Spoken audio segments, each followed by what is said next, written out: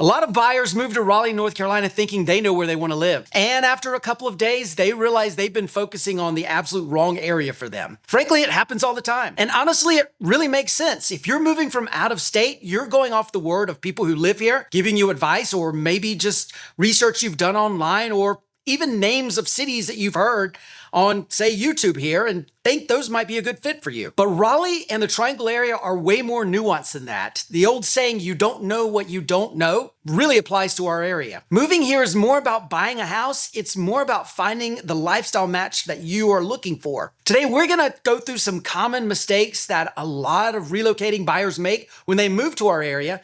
And hopefully you're going to learn some things from it and be able to avoid making those mistakes yourself. The first huge giant mistake a lot of people make is choosing an area based on where they see it on a map versus the reality of how long it takes to get around. There's a lot of areas in the Raleigh Triangle area where you're 15 miles away from somewhere you want to be, like work or Costco or whatever.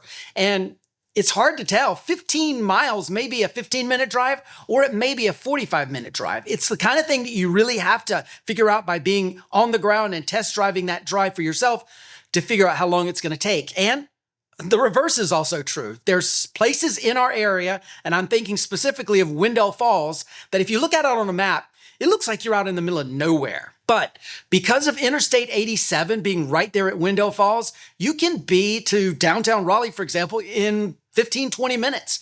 So it's the kind of place where a lot of people avoid, but they really should consider it because it's fairly convenient. A great example of this is a family that was coming to us from here on our YouTube channel. They're from South Carolina. They were working with Dakota from our team, and they were really obsessed with living in Cary, Apex, or North Raleigh. They really wanted to be in one of those three areas because they really wanted to hang out in downtown Raleigh a lot. They kept struggling trying to find a house. Eventually, they decided to rent until they could find something. They rented in Cary, and they kept complaining to Dakota that the only houses in their price range that they could find were fixer-uppers that they would have to do renovations on, and they just didn't want to deal with that. Dakota said to these folks, had they considered new construction and maybe in other areas. He told them about Wendell Falls, where he lives, and said, hey, you guys might really enjoy living in this neighborhood. And so the husband said, no, I really don't want to bother with that. It looks way far out, not a lot going on out there. It's not the vibe we're looking for. So Dakota finally talked him into going and checking it out. And Dakota said, now, I want you to nav to getting to downtown Raleigh. And it was 17 minutes from this bar that they were obsessed with. 17 minutes. There are places in Cary that takes way longer than 17 minutes to get to downtown Raleigh from. So long story short, these folks got excited about this neighborhood. They ended up buying a home in Wendell Falls. They bought from one of our absolute favorite builders in the entire marketplace. We absolutely love this builder. And these folks are happy now, and this guy has basically become the mayor of Wendell Falls at this point. They're so thrilled with their experience, and they would have never, ever gone to Wendell Falls had Dakota not encouraged them to go there and check out the reality of what that drive time was going to be like. So the mistake you need to avoid is don't pick an area based on what you see on a map. Pick an area based on the lifestyle and how long it's going to take to actually drive from where you live to where you want to be. This next mistake surprises almost everybody that moves here. And that mistake is getting too focused on living in Raleigh or living in Cary and not even considering some of the other areas of the triangle. So we have a lot of buyers from here on our YouTube channel calling us all the time saying, we've got to live in Raleigh or we must buy a house in Cary. They don't even think about other parts of the triangle that might be a better fit for them. And after they come here on an exploratory trip, a few days later, they realize maybe Cary or Raleigh wasn't a really good fit for them. And they start considering other areas. Wake Forest, Holly Springs, and Clayton are three cities that really, really resonate with a lot of people that came here wanting to live in Raleigh or Cary. The vibe is different. The quality of life is different in those three cities and many other parts of the triangle. These are the kind of places where people don't even consider on the front end, but they end up loving after they drive around, experience it, go to a coffee shop, restaurant, something like that. So another great story about this. We had a YouTube client come to us working with Isabella. This lady was from Arizona, and she absolutely had to be in either Cary or Chapel Hill. And during her off time, she met up with some friends who lived in Wendell at the Bearded Bee Brewery. This is in downtown Wendell. And for those who don't know about the Bearded Bee, It's the kind of place where everybody knows your name, where you meet up with friends and make new friends. It's really, really a cool hangout in Wendell, and it's become definitely a centerpiece of that town. Anyway, she meets up with friends. She's loving the vibe of this, and she starts to consider Wendell as being an option for her. She calls Isabella. Isabella meets her out at Wendell Falls. The lady ends up finding her dream home, and now she lives in Wendell. She loves the whole experience. She's now decided buying a house wasn't as important in Cary or Chapel Hill after all. It was more buying the lifestyle, and the lifestyle that resonated with her most was in Wendell. And another story, another agent on our team, David, had some clients that were absolutely obsessed with living in Pinehurst. It's a major golf community, one of the most famous in the country. And they were not having very much luck finding anything in Pinehurst. They had friends in Governor's Club, which is a big neighborhood country club, etc., in Chapel Hill. They met up with their friends out there, and within a few hours of hanging out with folks at Governor's Club, they completely switched course and ended up going under contract for a house there in that neighborhood. They're absolutely over the moon. They can't wait to close on it. And again, it was all because they had an open mind. So our advice to you, if you are considering Raleigh or Cary, is to come here and have an exploratory trip. It's something we will talk about later in this video, but it gives you an idea of the area, get a vibe for the area, and understand which one syncs best for you. It may not be Raleigh or Cary. It may be Chapel Hill. It may be Wendell. It may be Apex. Who knows? But come with an open mind. You may end up finding a lifestyle that better fits your needs. And the next mistake is one that's common with a lot of people. It's falling in love with the very first house you see. And this is a huge one. Buyers come to the area, they see photos online, they get excited about it, they imagine themselves living in that house, and they basically emotionally lock in and put blinders on. That's the house for them. They've got to be there. But the best thing we can advise these folks to do, and you, if you're thinking about making this mistake, is to slow down and consider the area. Look at the location of that home that you're so in love with and make sure it's going to fit your needs. There are parts of our triangle area, and very similar in other parts of the country, where one neighborhood is going gangbusters and selling well and having great resale opportunities, and the other neighborhood right next door is not doing well. This may be caused by better upkeep of the neighborhood, where the neighbors are maintaining their yards and everything looks really, really nice. Maybe the school system is better in neighborhood A versus neighborhood B. Maybe there's easier traffic patterns in neighborhood A versus neighborhood B, and overall the resale values are better in neighborhood A versus neighborhood B. Basically, both neighborhoods could look the same online, but function completely differently. One neighborhood, you may be able to get out onto the highway in a matter of minutes. Another neighborhood, it may take forever to make a left-hand turn because traffic is so terrible going in that direction.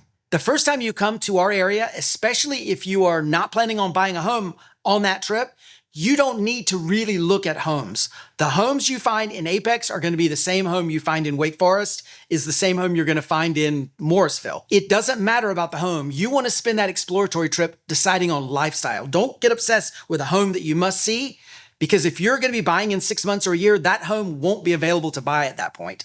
You want to focus on the area. You want to focus on doing things you want to do. If you like going to Costco, you want to decide if living in North Raleigh is going to be a good fit for you to drive down Wake Forest Road and Falls of Neuse to get to Costco.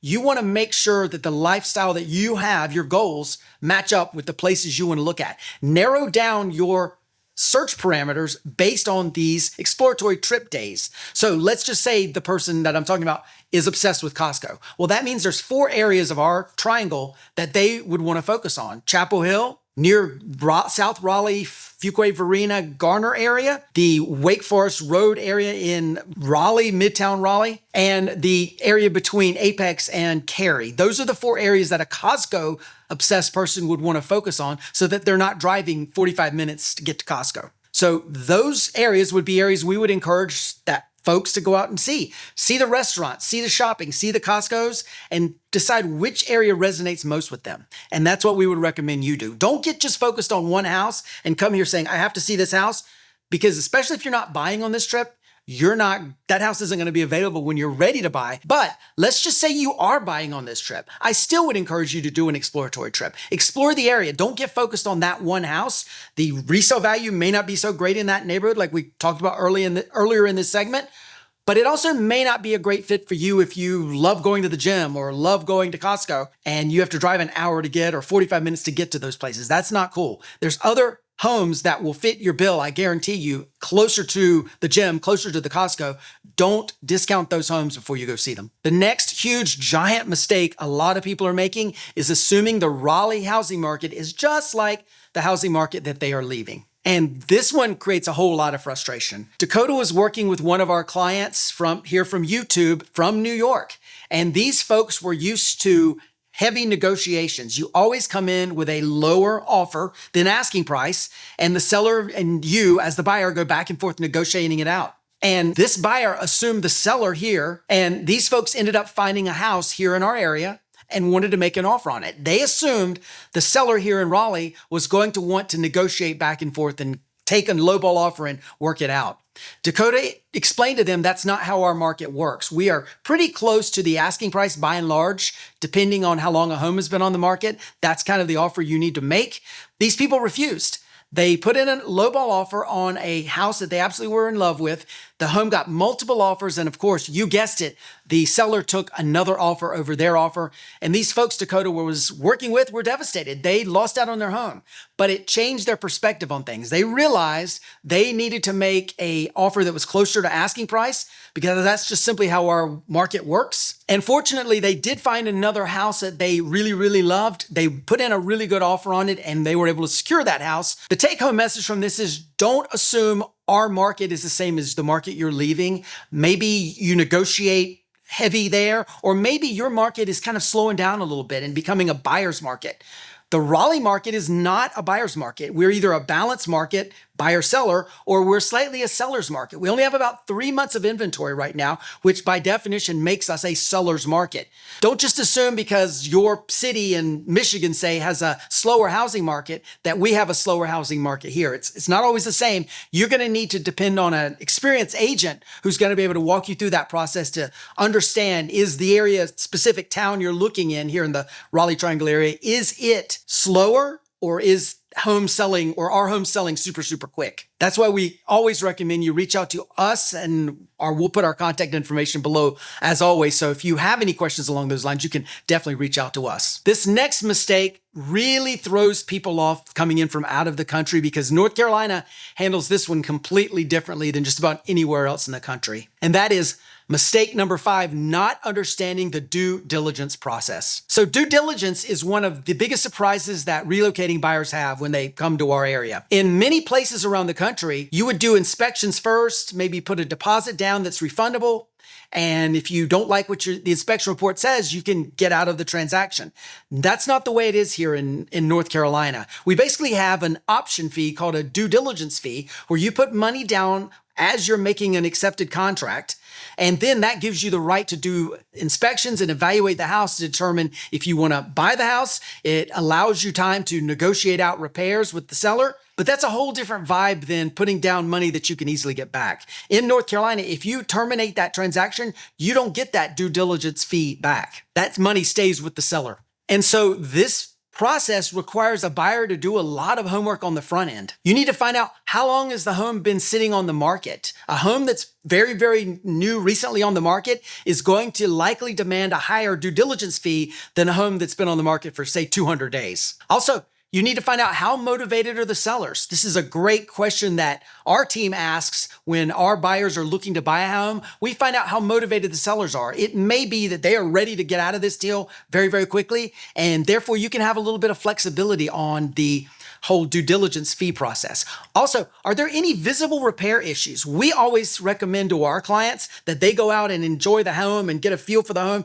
to see if it matches up with their lifestyle, while our team agents are out looking for structural issues. We're smelling the crawl space to see if there's any mold or moisture smells. We're generally just looking around to see if there's any of the big deal killers that are going to cause a lot of trouble down the road. And then we will let our buyers know these are the issues we found. Now, granted, let me please stress, we are not inspectors, but we're looking for the big basic issues that anyone that's been around homes for any period of time would see. So anyway, we would report those back to the buyer to allow them to make the decision if they wanted to carry through and buy this house. But that's a prime example. You would not put a gigantic due diligence fee down on a house that maybe has structural issues. You would definitely alert the listing agent and hopefully get things worked out before you had to get too far into this transaction. But that would be an example of how that money could be kind of variable. Now, I know this sounds really daunting at first, but once you know the process, it can be quite manageable. The good news about due diligence is, unlike many states in the United States, you don't have to have a reason to get out of that transaction. You wake up on the morning of the deadline, that due diligence date, and you decide you don't want a south-facing house, you want a north-facing house. You can just sign one sheet of paper and get out of that transaction. You lose your due diligence money, but there's no repercussions to you. The seller cannot come after you and take you to court like in some other states. And you don't have to go through a lengthy process to get out of that transaction. Many states, you literally have to give a blood sample to get out of the transaction. That's not the way it is here. It's a simple signature on a one-sheet piece of paper, and you're out of the transaction. Now, the other flip of that is, if it's a big issue, the onus is on the seller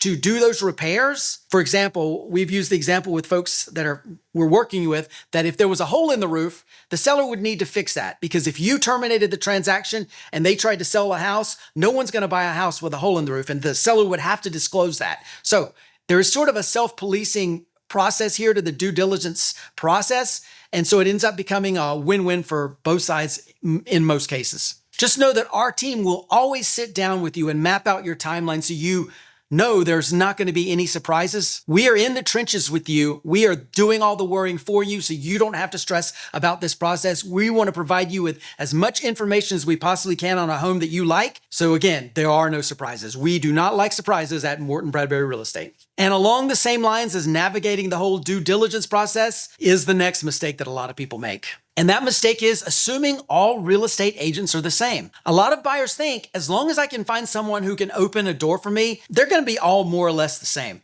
But strong agents are doing much more than just opening doors. Experienced agents are, again, looking out for mold risk, looking out for those moisture smells, checking out the major systems like the heating and air system in the roof to determine if this house would be a good fit for you or if it would end up to be a liability. As well, we look at things like resale concerns. That house may be a perfect fit for you, but it may not be resellable. This next mistake is a whopper. It's one that so many people make. That is, assuming new construction homes are perfect and everything is going to be great, especially compared to resale homes. A lot of new construction buyers have rose-colored glasses on. They see that the walls are perfectly painted, there's no dents and scratches, everything is new, the dishwasher's new, toilets are new, the stove is new, everything is new, and they think, I don't need to do an inspection. That's kind of a waste of money. This house looks great. But you don't know, as a new construction buyer, what's lurking underneath that you can't see. Our team sells a ton of new construction, and we always recommend our new construction buyers get an inspection done, not only at the time that they're about to move in the home, but also at the pre-drywall stage before the walls are up, if we can catch the home quick enough at that point. That way, an inspector can see if there's any cracks in the foundation. They can see if there's any joists that are wonky, electrical that's off, all kinds of stuff, and prevent future problems from happening once walls are up and you can't see behind the walls. The other thing we do, incidentally, as a sidebar, at that pre-drywall inspection, we're going to video the home for you when there's no walls up. So that way, if you are doing renovations down the road, you're going to know where that gas line is. You're going to know where those electrical cords are so that no harm happens to you from a renovation down the road. Also, load-bearing walls, we're going to be able to tell you that because there's no drywall up. So that all aside, if you're buying new construction, you need to do that inspection. I've told this story a ton of times. This happened to me with a YouTube client from about 4 or 5 years ago. They had a townhome that they bought, absolutely in love with it. Great townhome, great floor plan. One of our best builders, one of our favorite builders, but the builder is only as good as the vendors that they use to get the work done. And in this case, the plumber did not hook up the water line properly upstairs. And so we're standing in the kitchen, the future owner and me. The inspector is upstairs over our heads in the full bathroom that was literally over the island. He turned the water on in the tub to make the water come to a float, to make sure the water drain held up properly, and then you release it so the water drains to make sure it drains properly. But something different happened this time. We look up and water started dripping and then deluged down onto the island from that upstairs bathroom. Had my folks not got that inspection done, they would have never found that out until Aunt Mildred is in the bathtub on a Saturday night taking a bath, and a flood comes down and maybe her bathtub falls down onto the island. Probably not a good vibe you want to share with the family, that the house has got a major leak. Luckily, we caught this disaster before my buyers closed on the home. The builder was out there lickety-split, had the plumber out there, fixed everything, patched the ceiling. You would never know 2 days later that there was ever an issue. And to this day, there's not been any further issues, thankfully. But that's an example of where you need to get an inspection at the time that you are buying a new construction home, because you never know what's lurking behind the walls. This next mistake happens to a lot of people. That's assuming a good deal is a good deal. Now, what do I mean by this? Well, you may come across a house that's got a really great low price, and you're, especially compared to the rest of the neighborhood, and you're thinking, gosh, this deal is too good to be true. But sometimes a good deal is not a good deal. Sometimes the house has a really awkward floor plan. I remember going into a house one time with some folks, and the way you get to the back bedroom and the downstairs in the back of the house was you had to go through the laundry room to get there. It was like, why would they put it way back? Anyway, the floor plan was all wonky. Or maybe the front driveway is super steep, and people don't like super duper steep driveways. There's a few homes in Wakefield that literally you drive in and the driveway is like this. So your car's at an angle, and then you walk in to your garage or you walk in the front door. Nobody wants that, and nobody wants this vibe. The other is the backyard. No one wants a house, by and large, that's got a super steep backyard that you can't use. Or there may just be some other limitation that prevents the home from being resold easily. You may find a deal, but that doesn't mean it's going to be a deal when you go to sell the home. Likely, you're going to have to discount the home as compared to other homes in the neighborhood to get your home sold when you go to sell your home. And just because a floor plan works for you, that doesn't mean it's going to work for everybody. This is another example of where an experienced real estate agent's going to help. We're going to go in and look at the home not only through your eyes and make sure it works for you, but could you resell this home? If it's going to be that 4-bedroom, 1.5 bath townhome, we're going to recognize that and say, you might want to move in another direction. This next mistake affects most everybody in our market, and that's not doing a true detailed buyer needs questionnaire. Unfortunately, many buyers think they know what kind of house they want, but it takes really sitting down and delving into some specific questions to figure out what they really, really want in a house. Because frankly, what really sounds awesome and cool online turns into not so awesome and not so cool once you start living in a house. Questions you want to think about are, how often do you entertain? Do you want walkability to the greenway or to shopping or restaurants or whatever from your house? How important is privacy? Will your family visit often? And are commute times more important than square footage? There's a lot of people who would rather have a bigger house with a longer drive into work. Other people would rather have a short drive into work and live in a tinier house. So that, in other words, that's the difference between living in Clayton or Garner and working in downtown Raleigh versus living in a small high-rise condo in downtown Raleigh and being able to walk to work. And the answers to all of those questions really changes completely what kind of home you're looking for. That's why step one with working with Morton Bradbury Real Estate Group is that we're going to have you do a buyer needs questionnaire, a detailed one, that we then have an interview process where we go through discovery and determine not only the answers you gave, but really the why you gave those answers, and ask a few other questions that will dig down deeper to be able to understand exactly what home is going to be a good fit for you. And unfortunately, not a whole lot of real estate agents go through this process. Most of the agents out there are just going to willy-nilly show you houses based on what you tell them you want to see, not based on what they actually hear you say that you need in a house. That's why it pays to have an experienced agent that's going to go through this process and help you dig down deep to determine absolutely what you need in a house. You definitely owe it to yourself to do that. So the big takeaway from all of these mistakes is you need to spend the time, take the time, slow down to make sure you're buying the right house for you. Do the research to make sure you're not making a huge mistake. The buyers that are happy long-term in our market have done that research. They've determined that this area is good for them and this area is not good for them. Frankly, there's some subtle differences between the different areas, and it pays off in the long run to do exploratory trips where you go figure out which area you want to be in. And I know you probably are feeling overwhelmed by all these mistakes, and it's probably causing you some stress, and I don't mean it to be that way. Just know that every person that we talked about in this video was very stressed out about this process as well. They were worried about making these same mistakes. Most people that come to our area from out of the Raleigh area, they come here unsure and trepidatious and nervous. They're not sure what they should do. But once they find the right fit for them, the vast majority of the time, people quickly realize Raleigh is a great place to live and is definitely home for them. Just know we are here for you to be guides through this process. And if you want to chat with us about what your daily life is like and where in the Raleigh area is going to be the best fit for you, you can contact us at the information below. We'll be happy to help you out. Check this video out. We think you're really going to like this one as well. Like and subscribe to the channel if you haven't already done so, and we'll see you on the next one. Take care. Bye-bye.